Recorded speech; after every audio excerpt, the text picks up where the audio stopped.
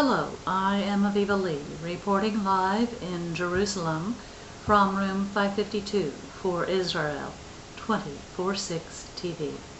Today is the 13th of May, 2008. Welcome to this edition of Fact Not Commentary. A few hours ago, I spoke with Officer Mickey Rosenfeld, police spokesperson for the government press office, and I did receive an update on what has been happening from the Gaza Strip since yesterday's bombings, which resulted in the second Israeli civilian casualty in less than 5 days. I refer both to Mr. Jimmy Kedoshim, who was slain by a rocket attack last Friday when the launching hit Kfar Aza, and then yesterday evening 70-year-old Ms. Shuli Katz, who was visiting relatives in Yisha, a small village approximately 15 kilometers from the Gaza Strip. On that occasion, one of the rockets launched smashed into the family's home. When Magen David Adom professionals arrived at the scene, they determined that Ms. Katz had sustained severe injuries to her torso. It has been duly documented that the paramedics fought to revive Ms. Katz but were not successful, and she was announced dead on the scene.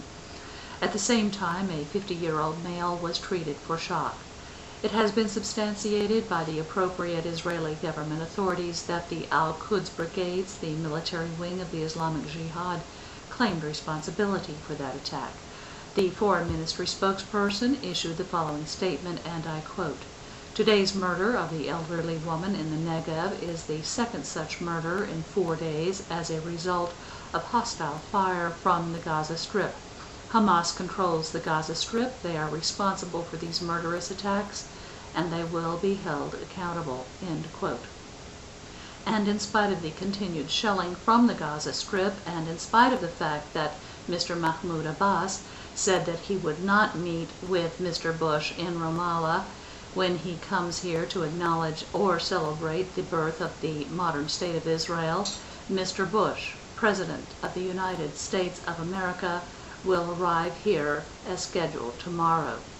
And of course, in connection with that visit, there will be significantly increased security throughout the country, but particularly here in Jerusalem, the capital of the sovereign state of Israel.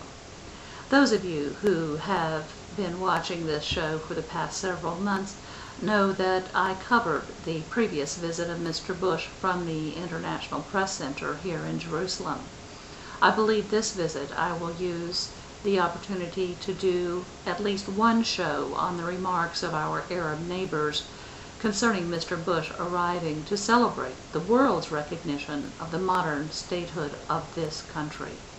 And that concludes this edition of Fact Not Commentary.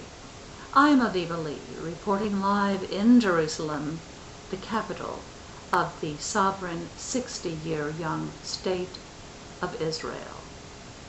Thank you, and shalom.